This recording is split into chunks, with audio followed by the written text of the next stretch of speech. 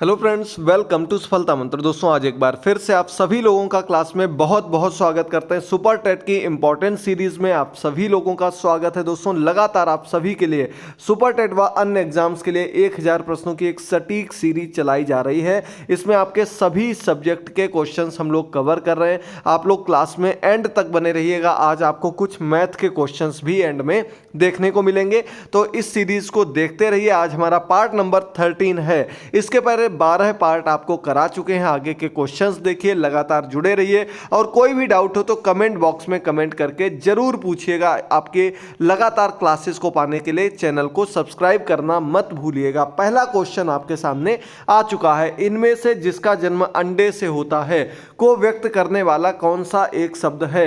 यानी कि अंडे से किसका जन्म होता है, वाक्यांश के लिए एक शब्द के रूप में हम कह सकते हैं। तो जो अंडे से जन्म होता है जिसका, उसे हम अंडज कहते हैं। सी नंबर ऑप्शन यहां पर आपका बिल्कुल करेक्ट हो जाएगा। बहुत बढ़िया, पहले क्वेश्चन का सी ऑप्शन सही कर देंगे। चलिए आगे बढ़ते हैं। सेकंड नंबर क्वेश्चन पर दिया गया है, निम्नलिखित में से अमृत का अनेकार्थक शब्द नहीं है। अमृत के अनेकार्थक शब्दों में इनमें से कौन सा नहीं आएगा? देखिए जल्दी से, ऑप्शंस आपके सामने दिए गए। अनेकार्थी शब्द के रूप में अगर बात करेंगे तो यहां पर आपका बी नंबर ऑप्शन करेक्ट हो जाएगा। दोस्तों, दूध बिल्कुल सही ऑप्शन है। चलिए आगे बढ़ते हैं। थर्ड नंबर क्वेश्चन पर, अमृतलाल नागर के उपन्यास मानस का हंस की कथा वस्तु क्या थी? अमृतलाल नागर, इनका उपन्यास है, बहुत ही प्रसिद्ध उपन्यास है मानस का हंस। इसकी कथा वस्तु क्या थी? यानी कि ये किस पर आधारित उपन्यास इन्होंने लिखा था? तो दोस्तों, ऑप्शंस में से आपको बता दें, तुलसीदास की जो जीवन व्यक्त है उस पर आधारित इनका ये उपन्यास था। हम लोग डी नंबर ऑप्शन को यहाँ पर टिक कर देंगे। तुलसीदास जी के मानसिक विकास, इनकी रचनाओं, इनके पूरे व्यक्तित्व पर आधारित उपन्यास है मानस का हंस। चलिए बढ़ते हैं। फोर्थ नंबर क्वेश्चन पर, गंगा मैया उपन्यास के लेखक कौन है? उपन्यास का नाम है गंगा मैया। इसके लेखक की बात की जाएगी। ऑप्शंस आपके सामने दिए गए। बहुत बढ़िया, जल्दी से सभी लोग जुड़े रहिए, क्लास को देखते रहिए और तुरंत आंसर करते रहिए। कम से कम समय में आपको लगातार क्वेश्चंस दे रहे हैं, क्लासेस दे रहे हैं और समझाते चल रहे हैं। तो यहाँ पर बी नंबर ऑप्शन है भैरव प्रसाद गुप्त, इनका उपन्यास है गंगा मैया। याद कर लीजिएगा, महत्वपूर्ण क्वेश्चन है, तैयार करिएगा। 5 नंबर क्वेश्चन दिया गया कि निम्नलिखित वाक्य में आए खाली स्थान के लिए सही शब्द का चयन करना है। आजकल के नौजवानों ने बुजुर्गों की खाली स्थान खराब कर रखी है। तो आजकल के नौजवान जो हैं उन्होंने बुजुर्गों की क्या खराब कर रखी है? ऑप्शंस आपके सामने दिए गए हैं। सही ऑप्शन यहां पर हो जाएगा, बुजुर्गों की मिट्टी खराब कर रखी है। यानी कि बुजुर्गों की जो संपत्ति कह सकते हैं, उनका जो दिया हुआ है सब कुछ खराब कर रखा है। इस रूप में हम मिट्टी यहां पर करेक्ट ऑप्शन कर देंगे। ए नंबर ऑप्शन आपका बिल्कुल सही हो जाएगा। चलिए बढ़ते हैं। 6 नंबर क्वेश्चन पर, चैन की बंसी बजाना मुहावरे का सही अर्थ क्या होगा? चैन की बंसी बजाना, इस मुहावरे का आपको सही अर्थ बताना है। देखिए जल्दी से, ऑप्शंस आपके सामने दिए गए। बहुत ही इजी क्वेश्चन है, अगर आप लोग समझ गए होंगे तो आंसर भी कर देंगे। सुख से रहना, यानी कि चैन की बंसी बजाना, खुद आराम से बिल्कुल चैन से रहना, सुख में रहना, खुशहाल रहना, ये आपका ऑप्शन बिल्कुल करेक्ट हो जाएगा। 7 नंबर क्वेश्चन दिया गया, लोग भूल गए हैं पर साहित्य अकेडमी पुरस्कार पाने वाले कवि कौन से हैं? लोग भूल गए हैं, यह रचना का नाम है। और इसके लिए किसको साहित्य अकेडमी पुरस्कार दिया गया था? साहित्य अकेडमी पुरस्कार से आपको 1-2 क्वेश्चन जरूर देखने को मिलेंगे। महत्वपूर्ण टॉपिक है आपका। सही ऑप्शन आपका हो जाएगा रघुवीर सहाय। ये आपका लोग भूल गए इनकी रचना है। इसके लिए इनको ये साहित्य अकेडमी पुरस्कार दिया गया था 1984 के आसपास। याद कर लीजिएगा, रघुवीर सहाय, लोग भूल गए हैं इनकी रचना है, जिसके लिए इनको पुरस्कार दिया गया। अगला क्वेश्चन दिया गया है, सही वाक्य की पहचान करो। ऑप्शंस पढ़िएगा आप लोग। सही से अगर ऑप्शन को ध्यान से पढ़ेंगे, आपको अपने आप ही गलती का एहसास हो जाएगा और पता लग जाएगा। तो अगर आपने ऑप्शंस पढ़ लिए होंगे तो आपको पता लग गया होगा। बी नंबर ऑप्शन आपका बिल्कुल करेक्ट हो जाएगा, क्योंकि यहां पर क्या लिखा गया? अनेक लिखा गया है। अनेक कैसा पद है?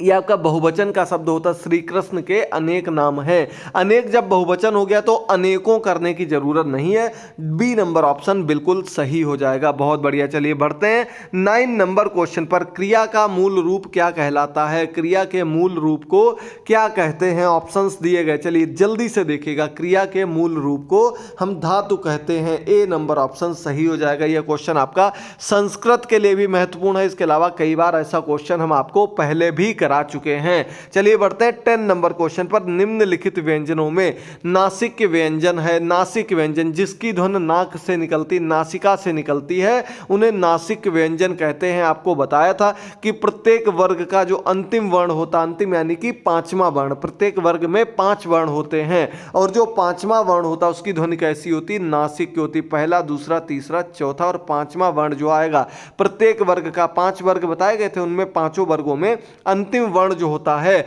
उसकी ध्वनि कैसी होती है? नासिक होती है। यहां पर ता, था, दा, धा, ना ही ऐसा दिया गया जो कि आपका पंचम वर्ण, पांचवा वर्ण दिया गया और इसकी ध्वनि कैसी आएगी? नासिक के आती है। सही ऑप्शन आपका ए नंबर ऑप्शन हो जाएगा 10 नंबर क्वेश्चन का। बहुत बढ़िया, बिल्कुल करेक्ट है। समझते रहिए, आपका यहां से भी ये क्वेश्चन जरूर बनता है। अगला क्वेश्चन है, राजेश जोशी को साहित्य अकादमी पुरस्कार किस रचना पर प्राप्त हुआ?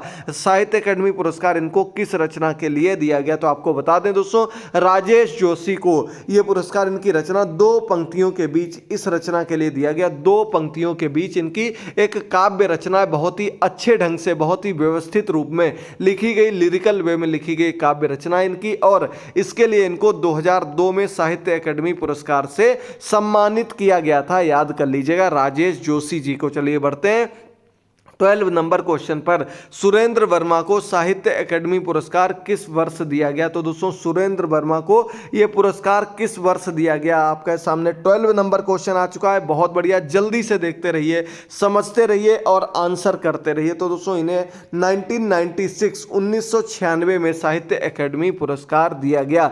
हिंदी के चुनिंदा इंपॉर्टेंट क्वेश्चंस आपको कराए जा रहे हैं। आप लोग क्लास को देखते रहिए, क्वेश्चंस को समझते रहिए और लगातार तैयार करते रहिए। दोस्तों ऐसी ही क्लासेस आपको लगातार पहले भी दी गई हैं, सभी के लिंक नीचे डिस्क्रिप्शन बॉक्स में दिए गए हैं, तो तुरंत जाकर के उन क्लासेस को भी जरूर देखिएगा। सभी को एक एक करके देखते रहेंगे, निश्चित तौर पर आपकी बहुत अच्छी तैयारी हो जाएगी। 13 नंबर क्वेश्चन आपके सामने आ चुका कि निम्नलिखित में से सही वाक्य की पहचान कीजिए। सही वाक्य की पहचान आपको करनी है। इनमें से कौन सा सही वाक्य दिया गया? देखिए जल्दी से बोल कर देखिएगा। अगर आपको सही से ज्ञान होगा, अगर आप लोग सही से वाक्य को बोल रहे होंगे तो आपको आसानी से गलती पता लग जाएगी। वे धीमी स्वर में बोला, ये तो बिल्कुल गलत दिया गया है। अगला, वह धीमे स्वर में बोले, ये कुछ सही लग रहा है। अगला, वह धीमे स्वर में बोला, और अगला दिया गया वे धीमे स्वर में बोला। तो यानी कि जब सही ऑप्शन आपका चुना जाएगा तो बी नंबर ऑप्शन यहां पर बिल्कुल सही देखने में लग रहा है आपका। सॉरी, देखिए वह धीमे स्वर में बोला, बोले नहीं, वह ए के लिखा गया तो वह धीमे स्वर में बोला। सी नंबर ऑप्शन बोले यहां पर दिया गया, ध्यान नहीं दिया। आपका सी नंबर ऑप्शन बिल्कुल करेक्ट हो जाएगा। बहुत बढ़िया, जल्दी से देखते रहिए, क्वेश्चंस को समझते रहिए। अगला क्वेश्चन आपके सामने दिया गया, मोक्ष प्राप्त समास विग्रह कौन सी विभक्ति में होता है? मोक्ष प्राप्त समास विग्रह हिंदी में दिए गए, आसानी से आप लोग समझ सकते हैं। जल्दी से देखिए, बहुत बढ़िया, बिल्कुल करेक्ट है। मोक्ष प्राप्त यानी कि तत्पुरुष समास की बात हो रही। तत्पुरुष समास में संबंध आपका बताया जाता है और आपका कोई ना कोई कारक चिन्ह लगता है, तो यानी कि क्या कर देंगे? मोक्ष को प्राप्त, को लग रहा है, आंसर में आपका को दिया गया है, तो आपका आ जाएगा डी नंबर ऑप्शन। यश प्राप्त, मोक्ष प्राप्त, इन सभी में को लगता है, तत्पुरुष समास के उदाहरण के अंतर्गत आ जाते हैं। 15 नंबर क्वेश्चन, सांप छछूंदर की गति होना मुहावरे का सही अर्थ क्या होगा? सांप छछूंदर की गति होना। ऑप्शंस देखिए, ये थोड़ा टेढ़ा क्वेश्चन है, समझ लेंगे तो बहुत अच्छी बात है। यानी कि दुविधा में पड़ जाना, क्या होना? असमंजस में पड़ जाना, सही से समझ ना पाना। सांप छछूंदर की गति होना, असमंजस में पड़ जाना, इस मुहावरे का सही अर्थ हो जाएगा। चलिए बढ़ते हैं 18 नंबर क्वेश्चन पर। निम्नलिखित में से कौन सा विकल्प सुमेलित नहीं है, कौन सा विकल्प इनमें से सही नहीं दिया गया। आपके अलंकार की परिभाषाएं दी गई हैं, तो देखिए अनुप्रास अलंकार की दी गई, समान व्यंजनों की आवृत्ति होती, बिल्कुल सही दिया गया। नहीं वाला चुनना है, कौन सा सुमेलित नहीं है। अगला श्लेष में दिया गया एक शब्द के दो या दो से अधिक अर्थ निकलते हैं, यह भी करेक्ट दिया गया आपका। अगला दिया गया उत्प्रेक्षा, उपमेय में उपमान की कल्पना या संभावना प्रकट की जाए, यह भी आपका बिल्कुल सही दिया गया, यानी कि अगला वाला ही गलत है। क्या दिया गया, संदेह में दिया गया जहां उपमान में उपमेय का रूप प्रकट किया जाए, गलत दिया गया है। जहां उपमेय समझ में ही ना आए, उपमेय को लेकर संदेह उत्पन्न हो जाए, जहां उपमेय की जो वास्तविक स्थिति है वो क्लियर ना हो, वहां आपका संदेह होता है। डी नंबर ऑप्शन गलत दिया गया है, इसी को हम लोग टिक कर देंगे, यही वाला आपको चूज करना था। अगला दिया गया आपका 17 नंबर क्वेश्चन, यहां से शुरू होते हैं आपके जीएस और साइंस के और आपके हिस्ट्री के क्वेश्चंस। देखिएगा, पानी का घनत्व अधिकतम कितना होता है, कितने डिग्री सेल्सियस पर होता है। पानी के घनत्व की बात की जाएगी दोस्तों, तो ये आपका 4 डिग्री सेल्सियस टेम्परेचर होता है। C number option, B number option बिल्कुल करेक्ट हो जाएगा। बहुत बढ़िया, बिल्कुल सही ऑप्शन है आपका। बढ़ते हैं 18 नंबर क्वेश्चन पर। 82 अंश 30 डिग्री जिसे भारत के मानक मेरिडियन के रूप में चुना गया है, उत्तर प्रदेश के किस राज्य से, किस जिले से होकर गुजरती है। जो आपकी मानक स्टैंडर्ड टाइम रेखा, जो स्टैंडर्ड मेरिडियन टाइम के रूप में जिसको जानते हैं, वो भारत के किस जिले से गुजरती है। तो दोस्तों उत्तर प्रदेश के इलाहाबाद जिले के पास में नैनी नामक स्थान है, नैनी नामक स्थान से रेखा गुजरती है, जो आपकी समय की रेखा मानी जाती है, वो आपकी इस स्थान से गुजरती। एक अंक आपका पक्का हो जाएगा, तैयार कर लीजिएगा। 19 नंबर क्वेश्चन दिया गया, भारत में स्वतंत्रता के बाद कितनी बार नोटबंदी हुई है। ऑप्शंस देख लीजिएगा, बहुत बढ़िया, बिल्कुल करेक्ट है। अगर बात की जाएगी टोटल, तो टोटल 3 बार नोटबंदी हुई है। एक बार आपकी स्वतंत्रता के पहले 1946 में, दूसरी बार 1978 में और तीसरी बार हुई थी 2017 में। तो ये आपकी 2016 में ये आपकी नोटबंदी हुई है, तो याद कर लीजिएगा। आपकी जो सबसे पहली बार नोटबंदी हुई थी 1946 में, स्वतंत्रता के पहले हुई थी, लेकिन बात यहां स्वतंत्रता के बाद की गई है, यानी कि बी नंबर ऑप्शन हम लोग सही कर देंगे। 2 बार नोटबंदी हुई है, याद कर लीजिएगा। चलिए आगे बढ़ते हैं अगले क्वेश्चन पर। अगला क्वेश्चन दिया गया आपके सामने 20 नंबर क्वेश्चन, उत्तर प्रदेश की सरकार को 2020-21 में निम्नलिखित में किस क्षेत्र में वस्तु व सेवा कर के रूप में सबसे अधिक राजस्व प्राप्त हुआ है। सबसे अधिक राजस्व अगर प्राप्त होता है तो दोस्तों वो उत्पाद शुल्क के रूप में प्राप्त होता है, यानी कि राज्य उत्पाद शुल्क आपका करेक्ट ऑप्शन हो जाएगा। बी नंबर ऑप्शन बिल्कुल सही हो जाएगा। चलिए बढ़ते हैं 21 नंबर क्वेश्चन पर। बहुत ही अच्छा क्वेश्चन है। भारत में जैन मान्यता के अनुसार एक तीर्थंकर को एक तीर्थ के संस्थापक के रूप में परिभाषित किया गया है, जैन धर्म में, आपको पता होगा। और इसमें पूछा गया है 24 तीर्थंकर हुए, सभी को पता है। जो पहले तीर्थंकर थे उनका क्या नाम था। बहुत बढ़िया, 21 नंबर क्वेश्चन जल्दी से समझिएगा, याद करिएगा और आंसर करिएगा। सही आंसर क्या हो जाएगा आपको बता दें। जो जैन धर्म के पहले तीर्थंकर के रूप में जाने जाते हैं ऋषभनाथ जी होते हैं। आपका सी नंबर ऑप्शन बिल्कुल करेक्ट हो जाएगा। बहुत बढ़िया, एक एक चीज तैयार करनी है, एक पॉइंट आपको पढ़ना है, बिल्कुल अच्छे ढंग से तैयार करना है। 24वें तीर्थंकर महावीर स्वामी थे। पहले की बात की जाएगी तो आपका ऋषभनाथ जी का नाम सबसे पहले आता है। आगे बढ़ते हैं 22 नंबर क्वेश्चन पर। पुलिस अनुसंधान एवं विकास ब्यूरो के तत्वाधान में निम्नलिखित में से कौन सा संस्थान स्थापित किया गया था। पुलिस अनुसंधान विकास ब्यूरो के लिए, यानी कि जो पुलिस से रिलेटेड उन पर रिसर्च की जा सके, उनको कैसे और बेहतर बनाया जा सकता, कैसे डेवलप्ड किया जा सकता है, इसको लेकर जो आपकी संस्था बनाई गई है वो केंद्रीय पुलिस प्रशिक्षण एकेडमी बनाई गई है, ताकि जो पुलिस वाले हैं अलग अलग राज्यों के, उनको बुला करके प्रशिक्षित किया जाए और उनको देश की बेहतर सेवा के लिए लगाया जाए।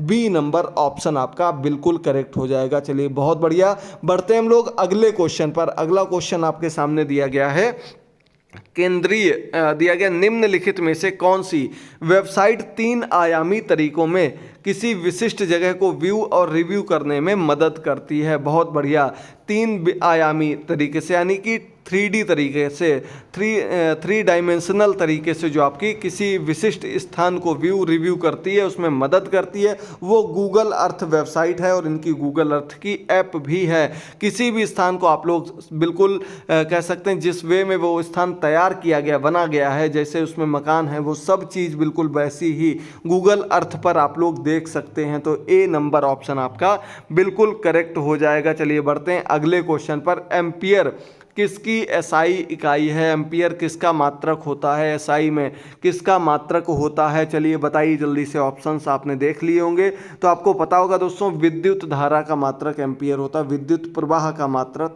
एम्पियर होता है।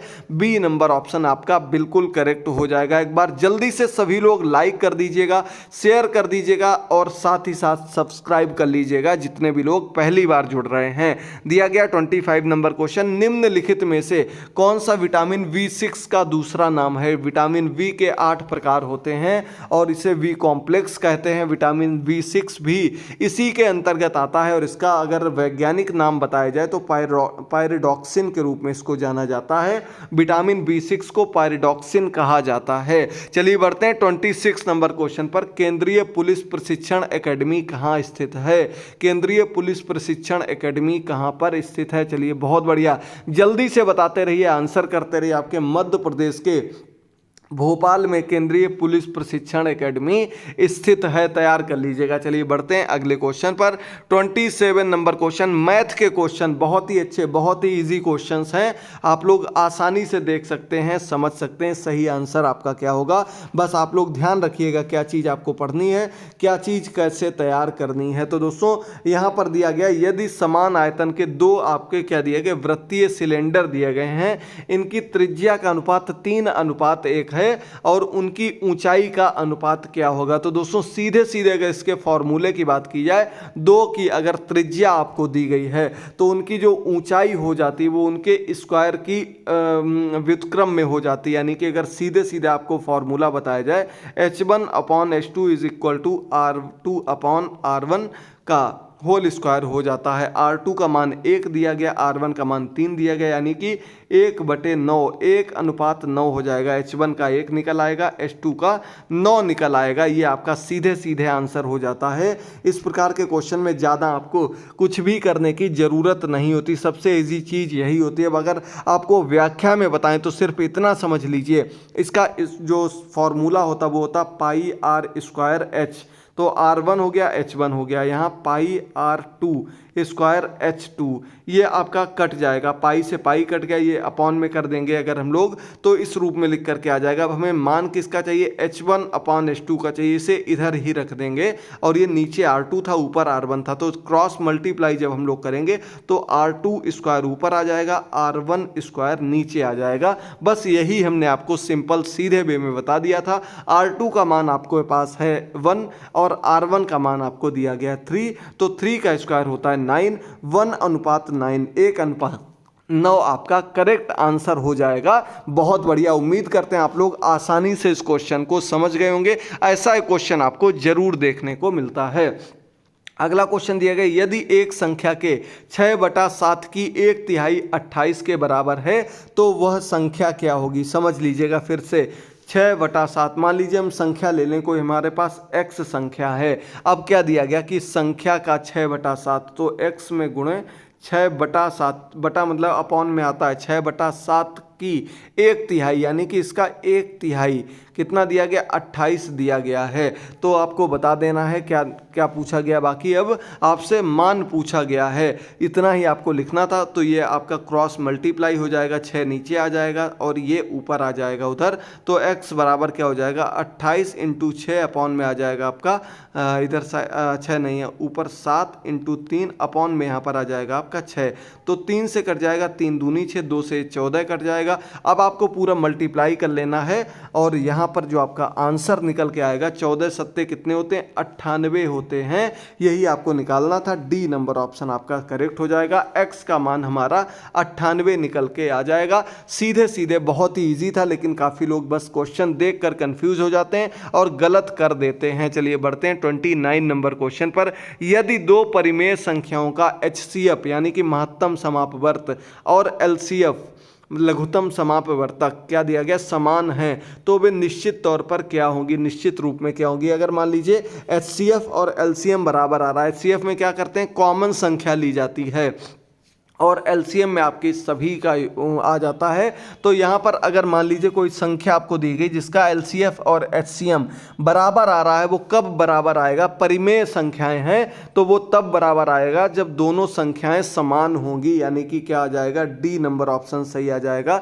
जब दोनों संख्याएं समान होंगी, मान लीजिए हमें क्या करना है, संख्या मेरे पास है 2, तो अगर 2 LCF में दी गई तो 2 ही इधर भी दी होगी, यानी कि ये जब संख्या दोनों बराबर होंगी, सेम होंगी, तभी इनका HCF और LCM बिल्कुल बराबर निकल के आएगा, समान निकल के आएगा। तो इसका डी नंबर ऑप्शन आपका बिल्कुल करेक्ट हो जाएगा। बहुत बढ़िया, सही दिया गया यहाँ पर आपका, हाँ यही वाला ऑप्शन सही हो जाएगा। चलिए बढ़ते हैं 30 नंबर क्वेश्चन पर। आज का अंतिम क्वेश्चन है।